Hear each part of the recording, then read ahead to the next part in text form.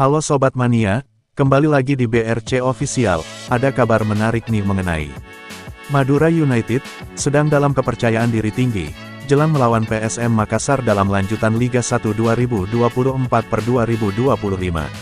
Laskar Sapekerap, mulai beranjak meninggalkan zona degradasi.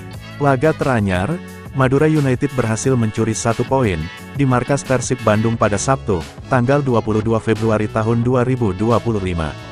Skor pertandingan berakhir kacamata. Kami tahu pertandingan akan sulit, karena situasi Madura United sedang tidak baik. Tapi kami tetap fight. Kami berlatih sangat keras untuk momen ini, ujar gelandang Madura United, Iran Junior dalam keterangannya, Rabu, tanggal 26 Februari tahun 2025.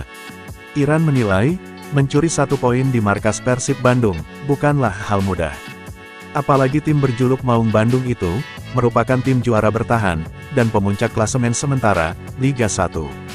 Kami datang untuk ambil 3 poin, tapi 1 poin juga penting untuk kami. Saya puas dengan 1 poin ini. Tim lawan sangat bagus, dengan dukungan suporternya di kandang, tegas pesepak bola asal Brasil ini. Laga pekan ke-25, sudah menunggu Madura United, dengan PSM Makassar sebagai penantang. Keuntungan bagi Madura United, karena akan bermain di kandang, Stadion Gelora Bangkalan, pada Minggu, tanggal 2 Maret tahun 2025. Sekarang kami harus fokus, untuk pertandingan selanjutnya. Kami percaya, bahwa kami bisa, tutup Iran.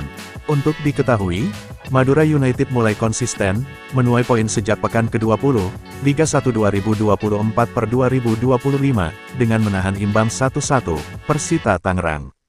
Berlanjut menang atas Persis Solo, 2-1, imbang lagi dengan PSBS Biak, 0-0, dan kemudian mengalahkan tim kuat Dewa United FC, 3-1. Saat ini, Madura United menempati peringkat ke-16, dengan 21 poin. Sedangkan PSM Makassar, duduk di posisi ke-7, dengan 36 poin. Nah itu dia sobat untuk update kabar hari ini.